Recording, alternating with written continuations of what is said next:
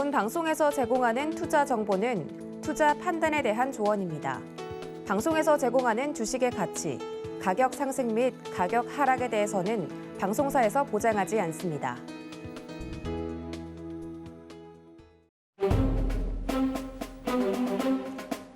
서경의 부장들 회의에 오신 여러분 환영합니다. 저는 방송 부장을 맡고 있는 도 부장입니다.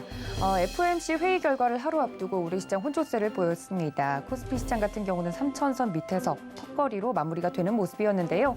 인플레이션 압박이 심해지고 있습니다. 과연 연말 우리 장세 잘 이어질 수 있을지, 연초까지도 좋은 흐름을 이어갈 수 있을지 많은 분들이 궁금해하실 것 같은데요. 이런 시장에 대한 이야기부터 종목 이야기까지 오늘도 회의 시간에 알차게 나눠볼 테니까 채널 끝까지 고정 부탁드립니다. 자, 그럼 오늘 회의에도 참석해 주신 저희 부장님들 불러봐야겠죠. 테마 부장님, 산업 부장님, 그리고 상한가 부장님 모셨습니다. 부장님들 어서 오세요. 안녕하세요. 네, 부장님들과 함께하는 회의 시간이 시작이 됐습니다. 저희 부장님들과 함께할 수 있는 방법은 저희가 노란톡 열어두고 있는데요. 문자샵 0082번으로 부장님들 불러주시거나 QR코드 통해서 입장해 주시면 된다는 점까지 알려드리도록 하겠습니다. 자, 오늘 장도 이제 잘 마무리가 됐고요. FOMC 회의 결과를 좀 하루 앞두고 있어서 많은 분들이 앞으로 시장이 어떻게 될까 궁금하실 것 같습니다. 오늘의 발제자는 저기 저랑 멀리 떨어져 앉아 계신 테마 부장님이신 이 부장님이신데 부장님, 오늘 시장 어떻게 보셨는지부터 이야기를 좀 들어볼까요? 네, 오늘 시장 나쁘지 않았던 것 같습니다. 딱히 크게 중요한 지지 라인대를 이탈하지도 않았고 좀 잘 지켜주는 그런 흐름이었는데 전반적으로 이제 코로나19 관련주들, 네. 특히 제약바이오주들 12월 8일 날 저희 방송에서 주도주가 될 가능성이 좀 있어 보인다라고 이야기를 드렸는데 관련주들 굉장히 좀 강한 상승세를 한 일주일간 이어오고 있는 그런 상황입니다. 네. 물론 지금 보면 기존에 좀 강했던 우상향하는 흐름에 있는 종목들 코로나19 관련주가 아니라도 상승 흐름이 좀 나와주고 있는 그런 모습들도 보이고요. 식품 관련주들 중에서도 상승 흐름이 좀 잡히고 있는데 어찌됐든 지금 거래대금 순위를 우리가 지켜보게 되면 기존에 삼성전자라든지 SK하이닉스라든지 이런 대형주들, 기존에 거래대금이 많이 나오는 그런 기업들을 빼고 시장에서 이제 어떤 이슈에 의해서 움직임이 나오는 그런 기업들을 살펴봤을 때 지금 오늘 5,200억이 터진 한국 BNC 상한가 가 있고요. 일동제약 26% 올라서 4,600억 정도의 거래대금이 터졌고, 그래서 거래대금 상위 종목 쭉 보면 세종메디칼, 현대바이오, 대원제약, 국전약품, YJMK, MGH 신소재 이런 식으로 해서 대부분의 종목들이 코로나19 관련주, 제약바이오 섹터로 이렇게 엮여 있는 부분들이 확인이 됩니다. 그래서 이런 부분들은 제가 봤을 때 좀 긍정적으로 우리가 시장에서 어떤 매매를 할 수 있는 어떤 섹터가 있다라는 것은 환영할 만한 일이 아닐까라는 생각이 들고요. 그동안에 이제 좀 긴 시간 제약바이오 종목들은 조정을 받았기 때문에 반등하는 흐름들 잘 나와 주리라 생각되고, 코로나19 관련주들 중에서 이제 배송, 포장, 물류, 그다음에 재택근무 오늘 또 거의 상한가까지 갔던 종목도 하나 나왔고, 원격 진료라든지 음압 병상 관련주들, 그리고 온라인 교육들까지 해서 지금 확진자가 오늘 거의 8,000명 가까이 늘어났죠. 제가 이제 지난번에 말씀드렸지만 지금 그 확진자 수를 이렇게 점도표로 만들어 갖고 추세를 그어 보면 우리가 이제 보통 종목들 같은 경우에 바닥권에서 완만한 상승을 1단계로 이렇게 올라가다가 급등 나오기 직전에는 보통 3단의 상승이 나온 이후 급등 분출이 나오는데 거의 지금 흡사합니다. 그래서 이게 안 좋은 일이긴 한데 어찌됐든 지금 임계치를 좀 넘어선 게 아닌가. 그러니까 더 이상 이렇게 이제 정부에서 어떤 방역을 강화한다라고 해서 이 부분이 사그라들 그런 가능성은 좀 없지 않나라는 생각이 들고요. 그런 관점으로 봤을 때, 그리고 국내뿐만이 아니라 이미 영국이라든지 미국도 확진자 수가 굉장히 폭발적으로 늘어나고 있고, 그리고 전염성이 더 강한 오미크론이라는 이 변이 바이러스까지 이제 확산이 되고 있는 상황이기 때문에 10,000명이 넘어설 거라고 계속 이야기를 드리고 있는 상황인데, 그 부분이 결국 이제 인구 비례로 다른 국가들의 이런 비교를 해봤을 때 그렇게 이제 통계적으로 벌써 나오고 있는 그런 상황이기 때문에 그 부분 벗어나기 좀 힘들지 않겠나. 그래서 지금 다시 한번 우리가 코로나19 관련주들이 작년에 좀 움직였던 것처럼 좀 네. 흐름이 나오고 있다 이렇게 보시면 될 것 같고요. 완만하게 바닥을 치고 거래량 좀 들어오면서 상승 흐름을 최근 한 일주일 정도, 2주 정도 이렇게 잡아가고 있는 종목들이 있습니다. 그런 종목들 위주로 여러분들이 좀 공략을 해보신다라면 분명 이 코로나19 관련주들 내에서의 순환매 돌면서 어느 정도의 수익을 여러분들이 챙길 수 있지 않겠나라는 생각이 들고, 지금 시장 자체는 뭐 3,050포인트, 다들 방송을 보고 계셨던 분들께서는 다들 알고 계시겠죠. 계속 저희가 이제 3,050포인트 이야기를 드렸고, 그리고 하단에 2,900포인트 박스권 흐름을 이어가고 있다라고 이야기를 드렸는데, 미국 증시가 굉장히 중요한 위치에 있어요. 특히 나스닥 같은 경우는 트렌드를, 단기적인 트렌드를 이탈시키느냐 아니냐 하는 위치에 놓여 있는 상황에서 지금 FOMC를 앞두고 있다 이렇게 봐야 될 것 같고요. 어찌됐든 국내 증시가 계속 박스권 흐름을 이어간다라고 하면 개별주들은 굉장히 좀 긍정적으로 우리가 보고 접근할 수 있는 그런 시장이 될 거다라고 생각이 드니까 네. 이 부분들 잘 참고하셔가지고 대응 전략을 짜보시면 좋을 것 같습니다. 네, 달려가고 있는 종목들은 확실히 잘 달리고 있는 시장이 아닌가라고 이야기를 좀 해주셨는데요. 우리 산업부장님이신 허 부장님은 오늘 시장에 대해서 어떤 인상 갖고 계신가요? 이제 12월 달에 용기를 내자라는 말씀을 좀 드리고 네, 있는데, 캐치프라이즈가 있었죠. 용기를 낼 수 있는 기회가 12월 중에는 이번 주가 가장 중요하다라는 어. 말씀을 좀 드리고 있는데, 이 FOMC 회의를 이제 앞두고 있습니다. 그리고 금요일은 미국 시장의 선물 옵션 동시 만기일이 있고요. 그리고 17일경 우리나라에서 다시 거리두기 강화 쪽으로 바뀔 것인가에 대한 부분들이 좀 발표가 나지 않을까라는 이야기들이 많이 좀 나오고 있습니다. 보도 자료를 통해서도 문재인 대통령이 호주 순방을 마치고 돌아와서 재가를 하면 17일경 발표를 할 수도 있다.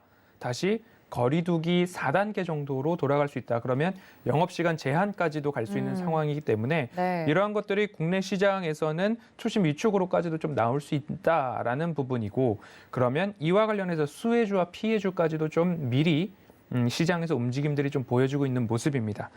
FOMC를 이제 말씀을 드려야 되겠죠. 우리 시간으로 내일 새벽 4시부터 뭔가 결과에 대한 부분들이 하나하나 전해질 텐데, 이 FOMC 경계감이 거래 대금에서부터 나타나고 있습니다. 코스피 시장을 중심으로 본다면 10조가 채 되지 않는, 심지어 9조가 채 되지 않는 거래 대금이 지난 10일부터 4거래일 연속 좀 나오고 있고요. 이렇게 오늘 같은 경우에는 9조가 되지 않는 거래 대금이 또 나왔습니다. 이렇게 거래 대금이 4거래일 연속 줄어들었다라는 것은 굉장히 투심이 위축되고 관망 심리 그리고 경계 심리가 굉장히 높은 시장이다라고 보시면 좋을 것 같고요.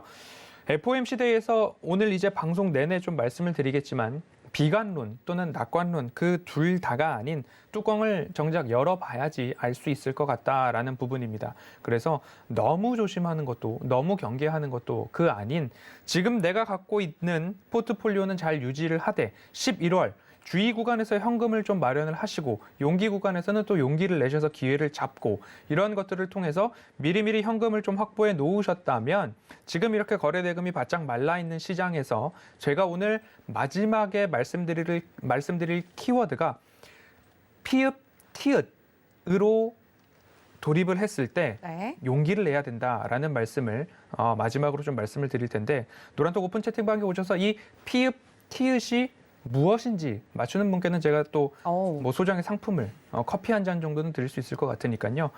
뭐 재미도 느끼시고, 그리고 이 거래 대금이 바짝 말라 있는 시장에서 내가 어떻게 대응을 해야 되는데 그 대응 방법이 피읍 티읕에서 내가 이렇게 대응을 해야 되겠다라는 이야기를 좀 드리고 싶었습니다. 종종 말씀을 드리고 있는 부분입니다.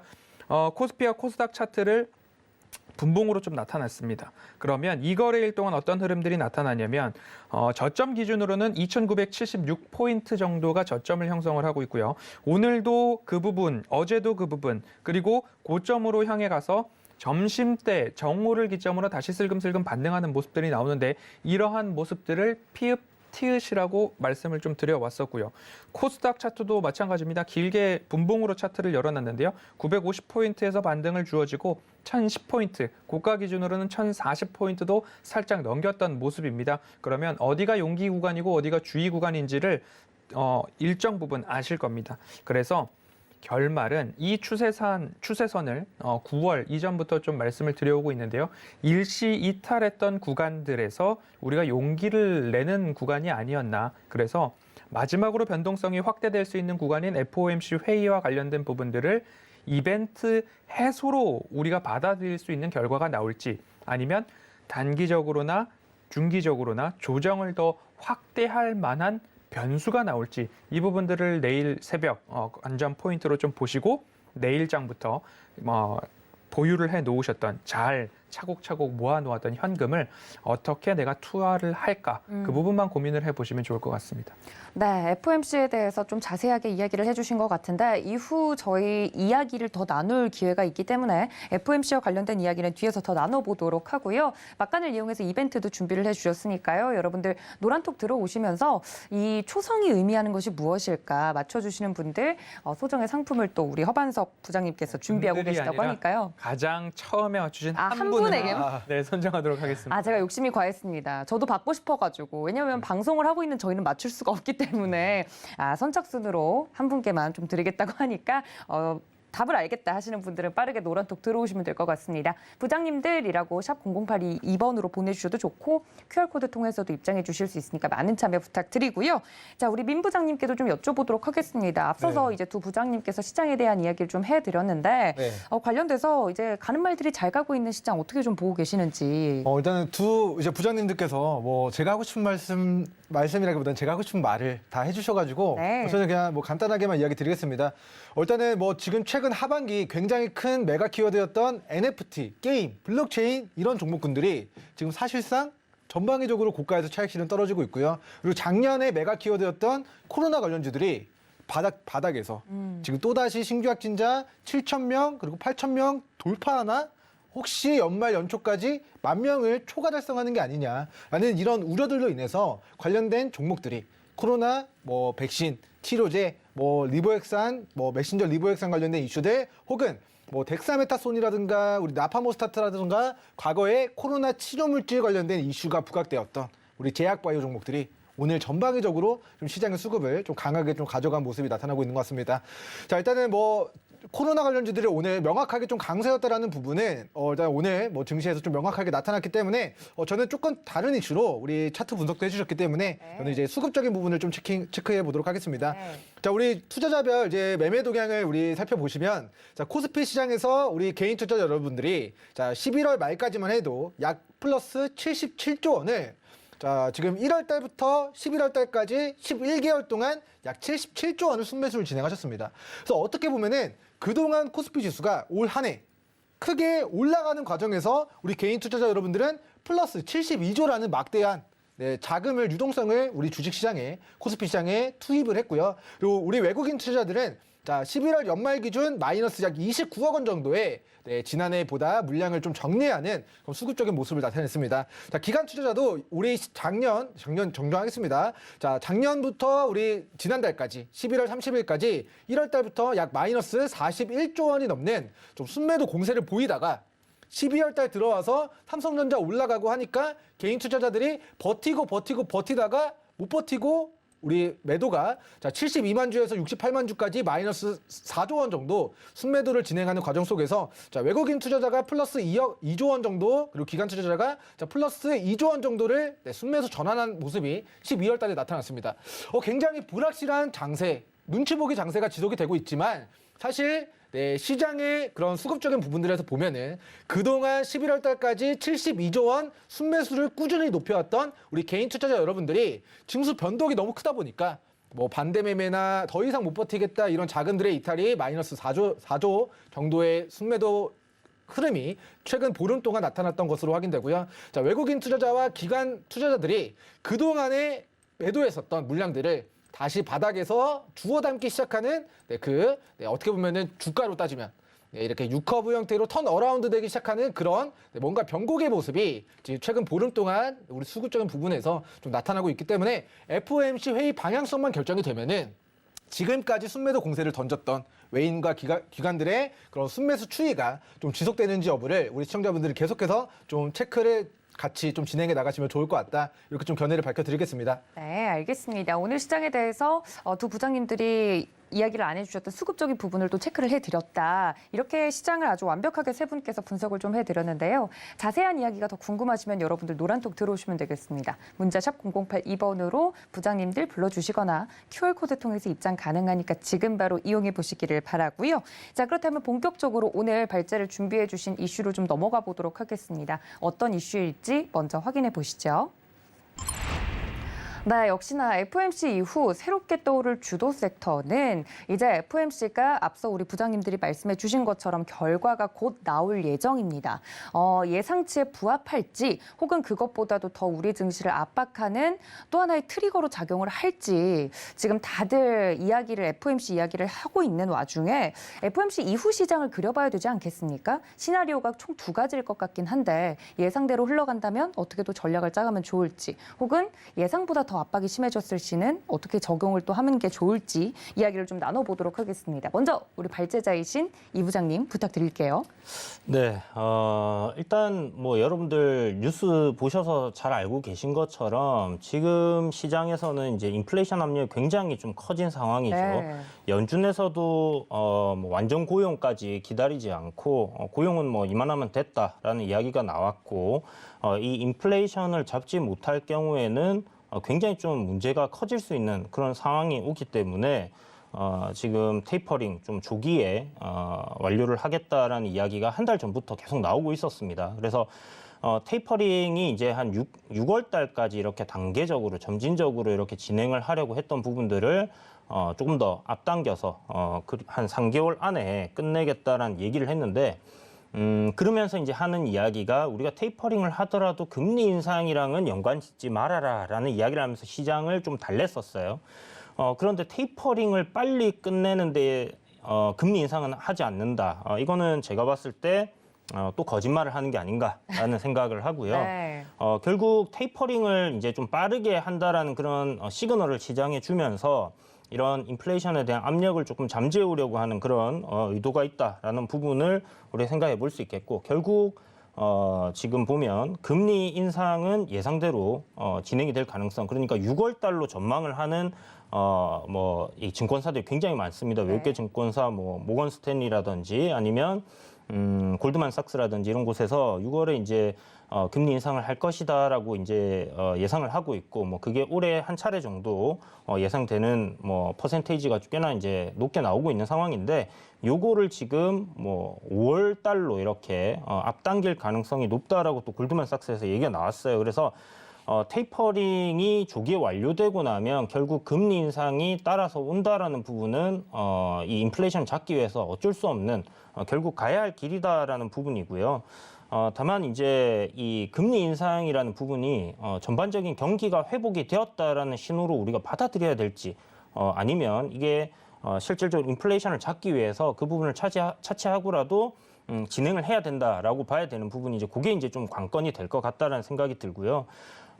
유동성 장세에서 결국 이제 우리 시장이 이렇게 올라온 거는 돈을 많이 풀어서 올라왔다라고 봐야 되는 부분인데 테이퍼링을 이제 조기에 완료하겠다. 테이퍼링에 대한 발표가 나오게 되면 결국 이 유동성 장세는 결국 막을 내린다라고 봐야 되는 부분입니다. 그래서 실질적으로 이제 사이클성 유동성 장세 끝나고 나면 실적 장세로 이렇게 넘어가야 되는 부분인데 그런 부분들로 이제 좀 진행이 될 것인지 하는 부분들 좀 생각을 해봐야 될 것 같고 아마 요거는 이제 금리 인상 전에 조금 실적 관련주들이 상승을 하면서 실적 장세들 선반영될 가능성이 좀 높지 않겠나라는 생각이 들거든요. 어찌됐든 저는 FOMC의 결과는 모두가 예상하고 언론에서 계속 나왔던 대로 테이퍼링 조기 인상 가능성에 대한 부분들 조기에 완료하는 부분들에 대한 그런 이야기들로 마무리될 가능성이 좀 높지 않겠나. 근데 만약 여기서 금리 인상에 대한 발언이 나온다든지 이렇게 될 경우에 시장이 조금 발작을 일으킬 수 있겠지만 그렇지 않다라고 하면 기존에 우리가 다 알던 사실이기 때문에 하나의 재료 소멸로 보고 시장이 좀 반등을 할 수 있는 그런 여지는 좀 있겠다라고 생각이 듭니다.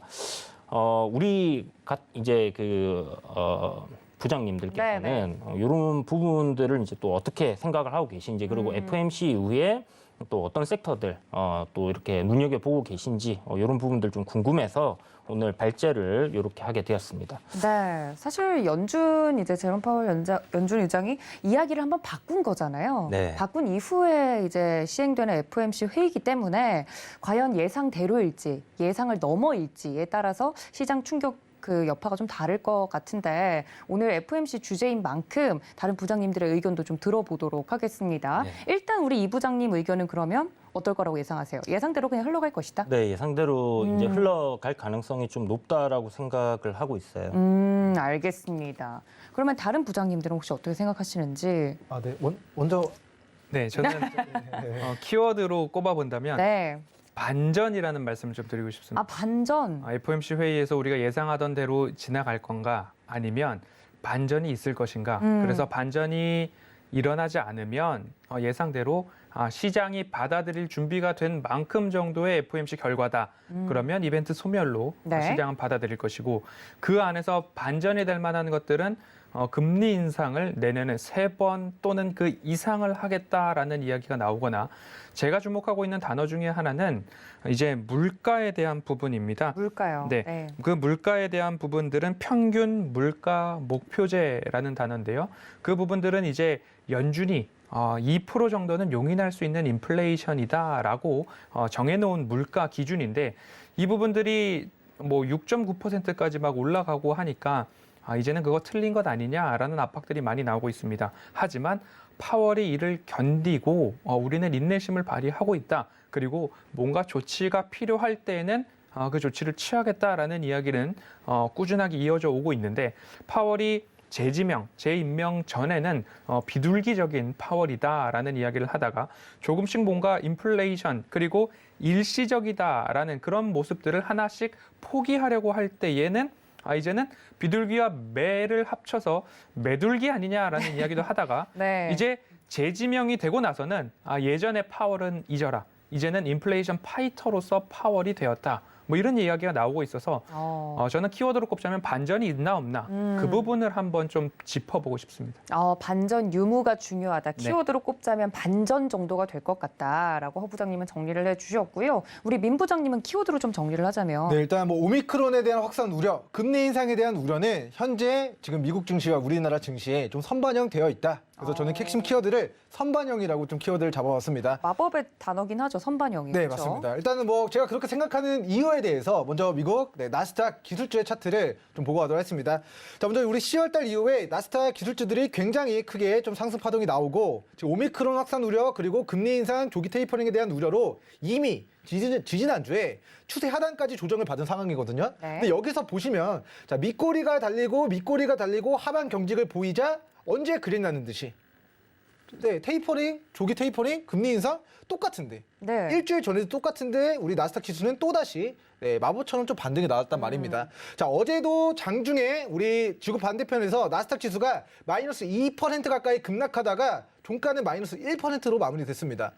사실은 마이너스 1%도 누군가에게는 굉장히 공포스러운 낙폭일 수 있지만 그럴 수 있죠. 자, 이제 면밀하게 좀 살펴보시면은 자, 마이너스 2%까지 무너지다가 이게 종가 1%로 마무리가 됐다는 것의 의미는 저점에서 1%의 낙폭을 회복하는 형태로 분봉상으로는 반등이 들어왔다라는 부분에 저는 주목을 하고 있는데요. 자, 어찌됐건 과거 지지난주 폭락장에서도 자, 추세 하단에서 밑꼬리가 달리고 이틀 동안 저점이 다지어지면서 반등이 나왔는데 자, 지금 새벽 시간입니다. 네, 지금 밤 넘어가면 우리 허만석 이제 산업부장님께서도 네. 말씀을 해주셨지만 네. 이제 오후 새벽 4시경 우리 결과물들이 나오게 될 텐데 그 결과물에 따라서 미국 나스닥 지수가 지켜줘야 될 우리 주요한 지지 구간만 이탈하지 않는다면 방향성은 불확실성 해소로 인한 저는 상방의 무게를 두고 가도록 하고요. 증시에서는 악재나 호재나 뭐 이런 부분들이 사실 뭐 어디서 나오느냐가 중요한데 우리 추세 하단에서 악재가 나오더라도 그 악재가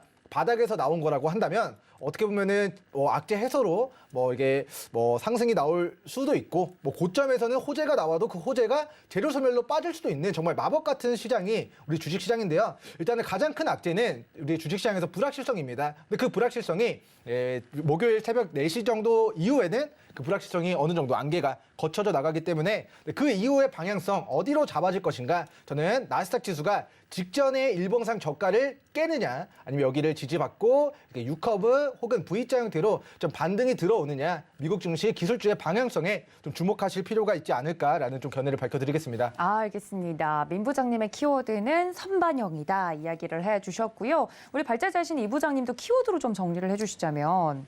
저는 이제 FOMC를 생각을 했을 때는 다음 중요한 키워드는 이제 금리 인상이라고 금리 생각이 인상. 돼요. 아무래도 네.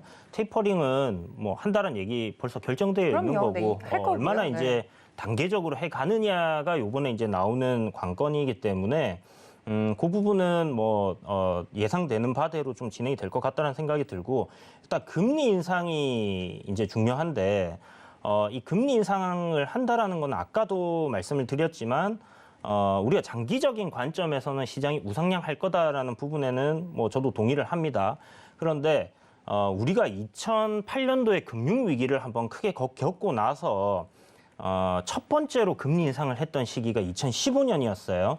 한 7년 정도 이제 제로 금리로 이렇게 유지를 해오다가 그때 이제 2015년 들어서 이런 긴축에 대한 이야기들, 테이퍼링에 대한 이야기들이 나오고 금리 인상을 실질적으로 진행을 했을 때 증시가 꽤나 폭락을 했었습니다. 그래서 단기적으로는 금리 인상을 하게 되는 시점에는 한 차례 충격을 받을 수도 있다라는 부분을 좀 생각을 해둬야 될 것 같고요. 분명히 이제 이런 부분들은 결국 단기적인 악재로 우리가 받아들여야 되는 부분이기 때문에 이후 실적 장세로 이렇게 도래하면서 굉장히 좀 큰 폭의 시장의 상승이 나왔거든요. 그래서 만약 역사가 반복이 된다라고 한다라면 네. 제 생각에는 한 3월까지는 일단 테이퍼링 진행되는 동안에는 시장이 괜찮은 흐름이 좀 이어질 것 같고요.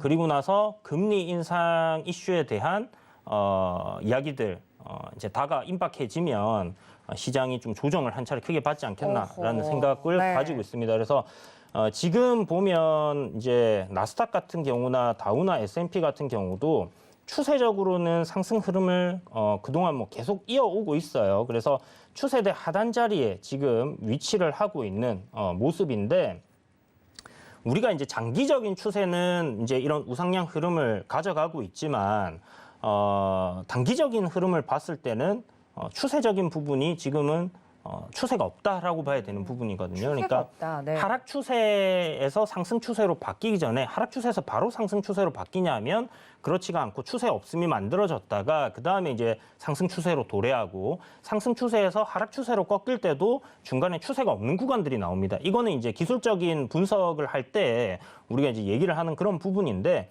지금 단계는 일단 단기적인 관점이에요. 굉장히 단기적인 관점인데 10월부터 상승했던 흐름을 이탈하면서 만들어진 그런 부분에서 최근에 반등 나왔던 지점도 보면 이런 저항 구간을 돌파를 못 해냈습니다. 그렇기 때문에 추세적인 관점이 지속적으로 상승이 된다라고 보기보다는 지금은 FOMC를 앞두고 그다음에 이 금리 인상을 앞두고 시장이 좀 관망하는 그런 흐름들이 좀 짙다라고 봐야 될 것 같고요. 네. 역시나 이제 장기적인 관점의 트렌드 라인 하단 부근을 지켜주고 있기 때문에 여기서 이걸 이탈하고 시장이 급락할 거다라고 얘기하기도 좀 조심스러운 그런 상황입니다. 다만 과거 차트로 우리가 돌아가서 2015년도에 이 돈풀기가 끝나고 파티가 끝나고 이제 그 금리 인상에 대한 우려감이 나오고 막 했을 때의 흐름을 보면 12월 달에 15년 12월 달에 이렇게 진행을 했거든요. 네. 그러고 나서 시장이 이런 식으로 좀 큰 폭의 조정을 받았습니다. 전반적으로 보면 이제 고점 대비해서 한 17% 정도 나스닥이 조정을 받았었는데, 국내 증시도 한 이 정도보다 조금 더 받을 가능성도 열어놓고 봐야 되지 않겠나라는 생각이 들고요. 다만 좀 전에 말씀드렸던 것처럼 월봉을 보면 지금 조정 나왔다 반등 나오는 구간이기 때문에 네. 요게 당분간 조금 더 이어지던지 아니면 박스권은 유지해주지 않겠나라고 생각이 듭니다. 그래서 6개월 정도 우리 선반영 되잖아요. 네. 아까 전에 이제 선반영 얘기해 주셨는데 이 테이퍼링 이슈 관련해서는 네. 금리 인상에 대한 부분들, 이제 유동성 공급이 끝난다라는 부분들을 좀 선반영해서 한 4개월 정도 국내 증시가 조정을 받았다라고 보시면 될 것 같아요. 네. 제가 이제 18년도 얘기도 계속 했던 부분 차트를 이제 계속 비교를 해보시라고 말씀드렸는데 네. 15년도도 보시게 되면 국내 증시는 미국 증시는 완만하게 잘 버텨준 반면에 국내 증시는 먼저 빠지기 시작했었거든요. 항상 이머징 국가들이 금리 인상, 미국이 금리 인상 시기가 되면 먼저 그렇게 이제 움직였던 네. 거는 계속 반복이 되어 왔던 것 같아요. 그렇기 때문에 이번에 일단 뭐 반등이 나올 수 있는 구간에서 반등이 나오지만 뭐 알다시피 상승 구간에서는 보면 뭐 월봉 차트로 이렇게 얘기 드리기가 조금 그렇긴 하지만 상승이 나오고 조정은 짧고 상승은 길고 조정은 짧고 이렇게 되는데 지금 5개월 연속 월봉이 음봉으로 떨어졌다. 그리고 네. 이번에 상승기에 이런 의미 있는 구간들을 돌파해내고 신고가 갱신을 못한다라고 하면 저는 마지막 조정이 나올 수 있는 그런 반등이 아닐까라고 생각이 들고요. 물론 그래도 금리 인상 이후에 조정 나온 이후에 네. 다시 과거의 차트를 또 얘기를 하면 네. 실적 관련주들은 어마어마하게 올랐습니다. 몇 년간. 그렇기 때문에 그런 상황들이 만들어질 수 있는 여건이 지금 되는가라는 부분을 우리가 살펴봐야 되는데 네. 아까도 얘기 드렸지만 금리 인상이라는 부분이 결국 지금 경기에 대한 뭐 확신, 시장이 회복되었다라는 확신으로 금리 인상을 하는 거라면 분명히 2015년 때처럼 실적 장세로 도래하고 지금 낙폭 과대의 실적은 좋은 기업들이 굉장히 큰 상승을 보여줄 수가 있어요. 그런데 지금은 아까 전에 인플레이션 파이터라고 얘기를 하신 것처럼 이 인플레이션을 잡지 못한다면 스태그플레이션이라든지 미국 이뿐만이 아니라 그냥 세계 경제가 그냥 완전히 박살날 수 있는 그런 상황으로 갈 수밖에 없는 상황입니다. 그리고 그런 상황이 발생했을 때는 해결할 수 있는 방법은 딱 한 가지밖에 없어요. 뭐요? 역사적으로 봤을 때 전쟁이 일어나야 됩니다. 무슨 소리 하시는 거예요? 아니 이거는 여러분들이 이제 보시면 네. 정말 큰 공황이 오거나 문제가 발생했을 때 전쟁이 발생을 하고 그 전쟁으로 인해서 이런 부채를 해결한다든지 아니면 이제 그 군수 물자들을 생산이라든지 이런 부분으로 인해서 과거를 해결이 봤을 때. 되는 그런 역사들이 있어요. 그렇기 때문에 역사가 계속 반복된다라고 했을 때 지금 네. 이렇게 어마어마하게 풀린 돈을 해결을 하기 위해서는 뭐 그런 가능성도 있다라는 거 정도만 알아두시면 될 것 같고요. 무섭네요, 갑자기. 네. 지금 해결 방법이 있다고 하셔서 네. 엄청나게 희망적인 그러니까요. 눈빛으로 이렇게 딱 쳐다봤는데 전쟁이라뇨. 예. 이제 뭐 잠깐 지금 정세를 우리가 뭐 주식 내일 아침에도 우리 주식 시장이라는 전쟁이 또 시작됩니다. 물론 무슨 소리 하시는 그렇죠. 그런데 이제 이 큰 관점으로 봤을 네, 때 역사적으로 만약 봤을 때. 정말 이게 해결책이 안 나온다라면 네. 제가 만약에 미국이라는 입장으로 생각을 네, 해본다라면 미국이 망하도록 둘 바에야 전쟁을 일으킬 거라고 생각을 해요. 그렇죠. 그렇다라면 지금 중국과의 갈등, 러시아와의 갈등, 뭐 이런 부분들에서 어떻게든 뭐 문제가 또 진행이 될 가능성도 열려 있지 않나라는 부분도 굉장히 먼 미래의 얘기가 될 수도 있겠지만은 한 번 정도는 생각해 보시면 좋을 것 같고 어찌됐든 간에 요번 반등이 나올 때 현금 확보를 조금 해두시고 시장이 금리 인상으로 인해서 뭐 역사가 반복이 안 될 수도 있습니다. 이번에는 뭐 워낙 시장이 달라졌기 때문에 그리고 개인 투자자들의 자금도 많이 들어와 있기 때문에 다르다라고 생각을 할 수도 있는데 이로 인해서 시장이 조정이 나온다. 그러니까 그런 식으로 빠졌을 때는 정말 좋은 기회가 될 거다라는 생각이 듭니다. 어찌되었던 시장적인 영향 때문에 종목들이 하락을 하는 것은 이번에 코로나19 때문에 여러분들이 겪어보셨던 것처럼 그렇죠, 네. 굉장히 큰 기회의 장이었잖아요. 맞아요. 삼성전자가 실적이 갑자기 뭐 금리 인상한다고 해서 안 좋아지는 건 아닐 거예요. 그죠? 그렇다면 이번 금리 인상으로 인해서 만약 시장이 크게 변동성이 커지면서 밀릴 때는 절호의 매수 기회다 생각을 하고 접근을 해보시는 것도 좋겠다 이렇게 생각드립니다. 지금 전쟁이라는 이야기를 해주셨고 네. 그리고 인플레이션을 어떻게 잡을 것인가 잡지 못하면 참 큰일이다라는 그럼요. 말씀을 해주셨는데 네. 사실 경제나 패권을 차지하기 위해서 보이지 않는 경제 전쟁이 지금 일어나고 있는 모습인데 맞습니다. 그 부분들을 조금 더 들여다본다면 우리가 투자하는 데도 뭔가 도움이 될 수 있는데요. 예를 들자면 미국에서는 자국 내에서는 인플레이션 압박이 오고 정치적으로도 뭐 지지율 압박들이 오고 있어서 인플레이션이나 테이퍼링 이런 것들을 좀 서두르는 모습들이 나오고 있습니다. 테이퍼링과 금리 인상을 서두르면 서두를수록 신흥국에는 압박이 갈 수 있고 중국도 마찬가지로 달러 강세가 일어나서 달러가 백투더 아메리카, 미국으로 돌아가게 된다면 중국도 거기에 대한 충격파를 받을 수밖에 없는 상황이죠. 미국은 인플레이션이지만 중국은 현재 스태그플레이션 위기에 놓여져 있습니다. 생산자 물가지수도 미국만큼 높아졌고 한 부분들이 있어서 중국에서 지금 하고 있는 조치들은 지준율 인하를 했죠. 그러면 중국 자국 내에 지급 준비율을 낮췄기 때문에 유동성 공급 효과가 발생이 되죠. 그런데 미국에서 테이퍼링을 가속화하려고 하니까 또 하나의 정책을 낸 것이 뭐냐면 외환 지준율 인상을 했습니다. 그럼 외환 보유고를 높이겠다라는 거죠. 미국으로 달러가 돌아가기 전에 우리는 외환 보유고를 늘려가겠다라는 것이 각자 서로 정책을 내면서 하나하나 발맞춰서 나아가고 있는 거죠. 이것이 보이지 않는 경제 전쟁으로도 볼 수 있는데 제가 반전이라는 말씀을 드리면서 평균 물가 목표제를 말씀을 드렸습니다. 여기서 이제 파월의 입에서 평균 물가 목표제가 나오면 이번 FOMC는 일어나지 않을 일이 일어났다라고 좀 볼 포인트 중에 하나가 평균 물가 목표제입니다. 이 평균 물가 목표제라는 게 연준이 장기 물가 상승률을 한 2% 정도로 책정을 해놓고 여기서 우리는 기준을 삼고 통화 정책을 실행을 하겠다라고 한 장기 목표 물가죠.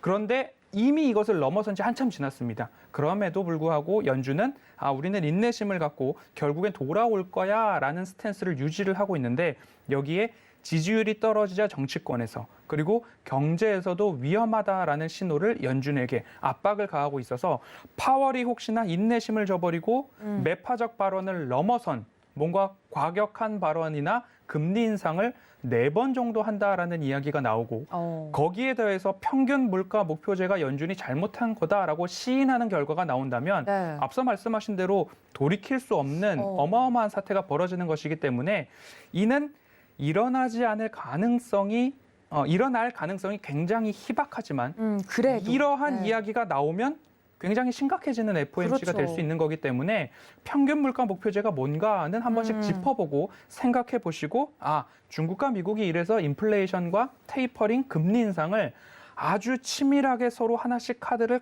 열고 있다. 이런 부분으로 이해를 해보셔서 이번 FOMC에 대한 해설 자료 보도들이 나오면 꼼꼼히 한번 살펴보시면 그 안에서도 세계 경제가 이렇게 돌아가고 있구나 그런 것들 하나씩 좀 축적해 놓으시면 시장을 대응하실 때 그리고 반기 6개월 이상 시장을 바라보실 때에 기본적인 스탠스와 시나리오를 짜시는데 좀 도움이 되실 수 있다라는 말씀을 이번 FOMC 전에 꼭 드리고 싶었습니다. 네, 파월 연준의장이 스탠스를 바꾼 뒤에 처음 시행되는 FOMC 회의인데 그 안에서 결과가 앞으로 나올 예정인데 꼽아볼 만한 키워드들 그리고 저희가 왜 거시경제를 좀 공부를 해야 되는지에 대해서 부장님들이 좀 자세하게 이야기를 해드린 것 같습니다. 저도 한마디만 좀 덧붙이면은 네네. 우리 이제 테마 부장님께서 인플레이션을 잡는 수 있는 방법이 이제 전쟁이라고 좀 이야기를 해주셨는데 일단은 전 세계적으로 위기 사태가 도래하면 자산 가격이 무너지게 됩니다. 네, 그렇죠. 그렇기 때문에 자연스럽게 인플레이션이 해소가 되는데 사실 그 과정에서 폭락장의 끝에서 바닥에 잡으면 그건 정말 부의 이동이지만 그 폭락장을 피해야 된다는 관점에서 계속해서 좀 추적을 해주실 필요가 있을 것 같고요. 네. 작년 같은 경우는 코로나19 바이러스와의 전쟁이 터져서 그랬죠. 어떻게 보면은 뭐 상승을 했었던 증시가 인플레이션 다 해소되고 오히려 싸게 살 수 있는 그런 기회가 오지 않았나 싶습니다. 그리고 이제 개인적으로는 2018년도 연초만 하더라도 금리 인상에 대한 이슈들이 화두로 떠올랐어요. 하지만 미중 무역 전쟁이라는 갈등 때문에 못했고 또 이런 뭐 3차 무역 갈등 뭐 이런 걸로 인해서 못하다가 코로나 때문에 또 못하다가 이번에 드디어 하려고 하는데 또 오미크론에 대한 우려들 뭐 여러 가지 뭐 위기 상황들이 도래하면 이 금리 인상 했다고 했다 하더라도 번복하고 또다시 유동성을 공급할 수 있는 그런 상황이 좀 나타날 수 있지 않을까라는 좀 견해를 밝혀드리고요. 일단 이거는 조금 개인적으로 좀 네, 좀 전해드리고 싶은 부분이 있는데 네네. 일단은 뭐 그거는 뒤에서. 우리 병목 현상에 대한 거는 네네. 후에 좀 이야기를 드리도록 하겠습니다. 알겠습니다. 자, 그러면 다음 이슈로 좀 넘어가 보도록 하죠. FOMC로 이제 화두를 던지셨지만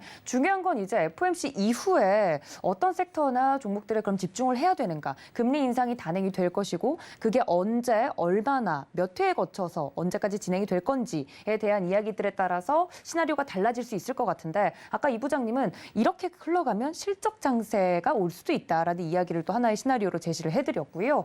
앞으로 좀 부장님들이 보고 계시는 섹터 어느 쪽을 좀 보고 계시는지 궁금합니다. 먼저 발제자이신 이 부장님. 네, 뭐 제가 생각할 때 실적 장세 일단 뭐 단기적으로는 지금 뭐 주도 섹터인 코로나19 관련된 부분들 왜냐하면 이게 지금 어떻게 시장에 좀 전에 이제 얘기해 주셨던 것처럼 네.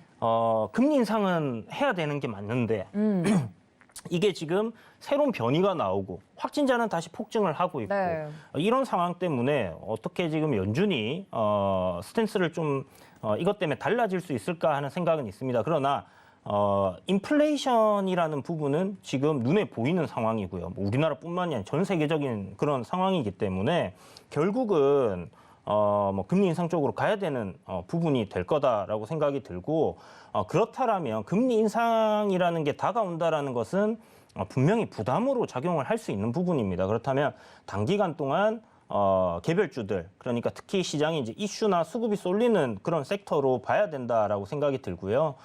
특히 뭐 12월 달에 이제 학회라든지 그리고 1월에 이제 JP모건 컨퍼런스도 있고 하기 때문에 제약 바이오 섹터들은 뭐 지속적으로 이슈가 쏠릴 가능성 높지 않겠나라고 생각이 들고 거기에 대해서 뭐 코로나19 관련주들도 테마적인 성격으로 시세가 좀 더 이어질 가능성이 높다. 왜냐하면 확진자 수가 급격히 줄어들던가 아니면 뭐 사라지는 그런 일은 없을 가능성이 굉장히 높기 때문에 그렇다라면 관련주들을 뭐 1월까지는 좀 더 유심히 지켜볼 필요가 있다라고 생각이 들고요.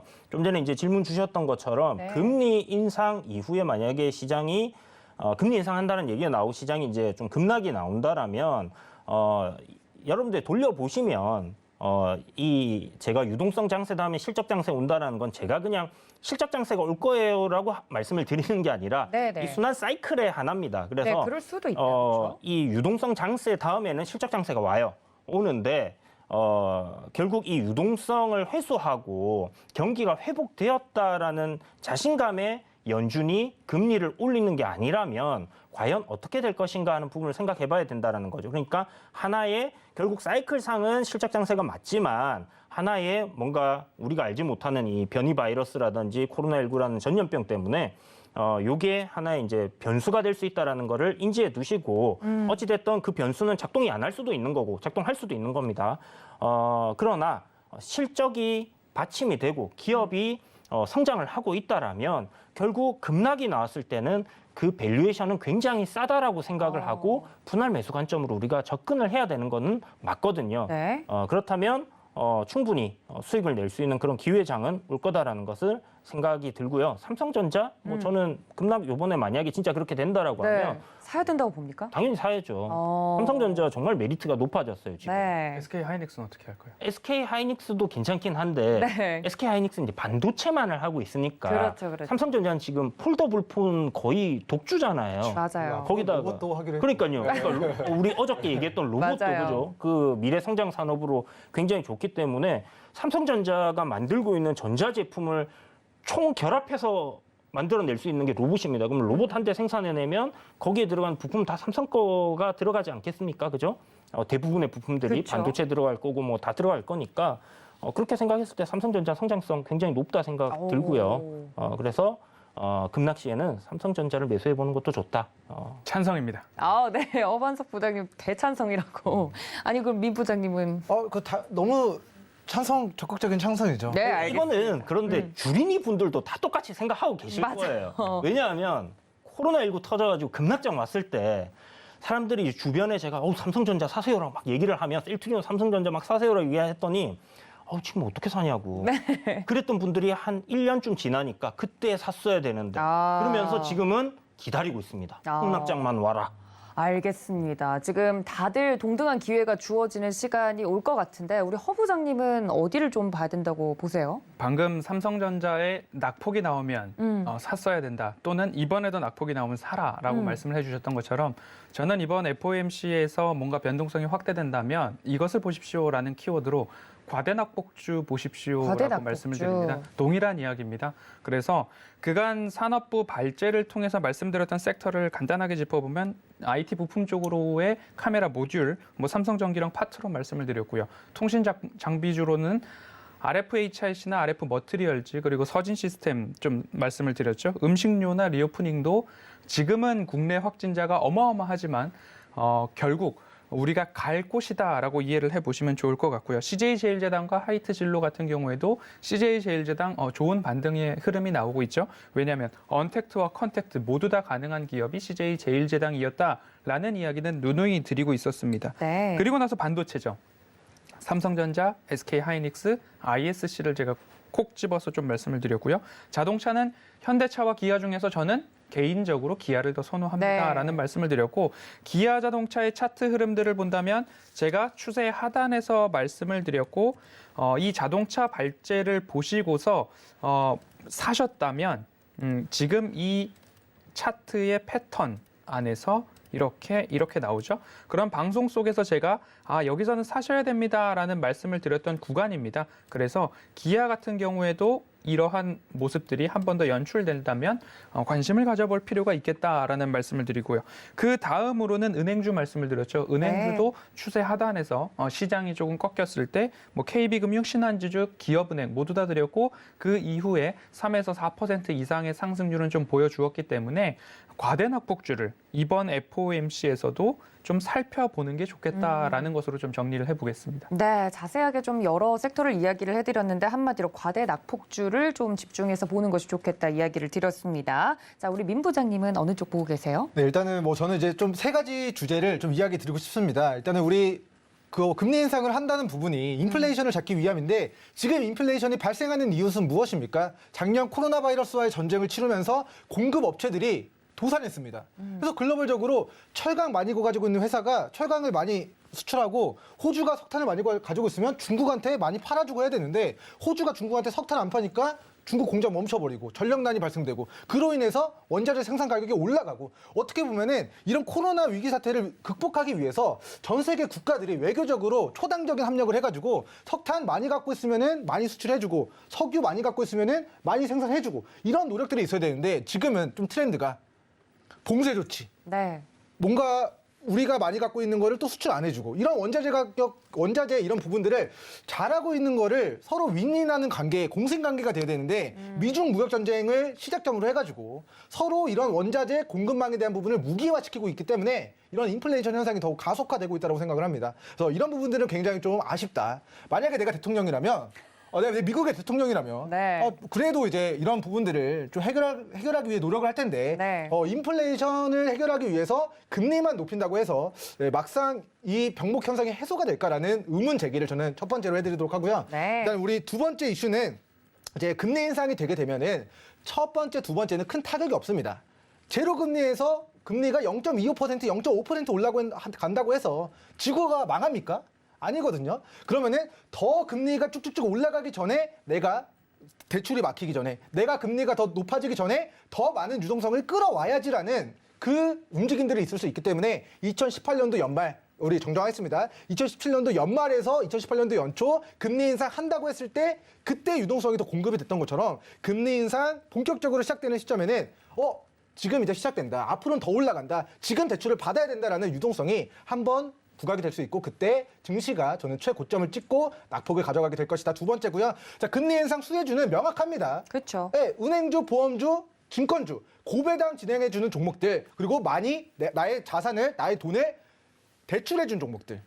네, 그러면은 나는 제로 금리에 싸게 우리 대출을 해줬는데 금리가 인상되면 자연스럽게 내가 얻어가는 수익이 그렇죠. 자연스럽게 올라갑니다. 네. 그러면 금리 인상 진행되는 속도가 2번 할지 3번 할지 4번 할지 모르겠지만 진행되면 진행될수록 은행주 매출죠. 네, 난 빌려준 거 2%에 빌려줬는데 받을 때는 4%로 인상되면 당연히 네, 수혜고요. 네. 보험주들 수혜고 우리 증권주들도 수혜고. 그렇죠. 네, 그렇기 때문에 우리 뭐 이런 은행주, 보험주, 뭐 이런 증권주들 금리 인상 가지고 있어야 수혜주로 되네요. 명확하게 우리 과거 시장에서부터 부각된 종목들 그 중에서도 실적 견고하고 배당도 가능하면 잘 주고 기업도 매출에 꾸준히 늘어나는 기업들 위주로 그리고 우리 산업부장님께서 말씀하신 네.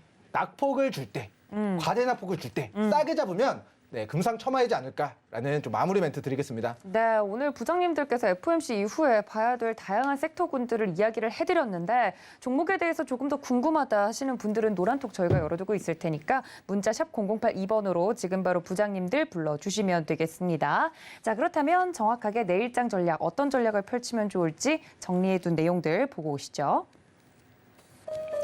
네, 부장님들의 내일장 핵심 포인트 짚어보겠습니다. 이주연 테마 부장님은 달리는 말이 아니면 기다려라 라고 이야기를 해드렸고요. 산업부장 허 부장님은 이것 속에서 용기를과 더불어서 퀴즈도 하나 내드렸으니까 이 점도 기억해 주시면 좋을 것 같고 상한가 부장님이신 우리 민경철 부장님께서는 내일 새벽 이것에 주목하자 이야기를 해드렸습니다.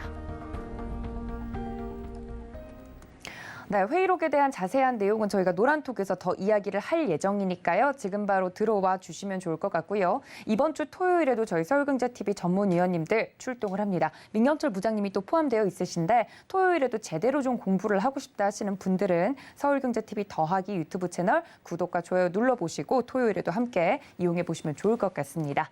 또 본 방송에서 제공해 드린 정보는 투자 판단에 대한 조언일 뿐 해당 주식의 가치나 수익률을 보장하고 있지 않다는 점까지 알려드리면서요. 오늘 회의는 여기서 마무리하겠습니다. 함께해 주신 여러분 고맙습니다.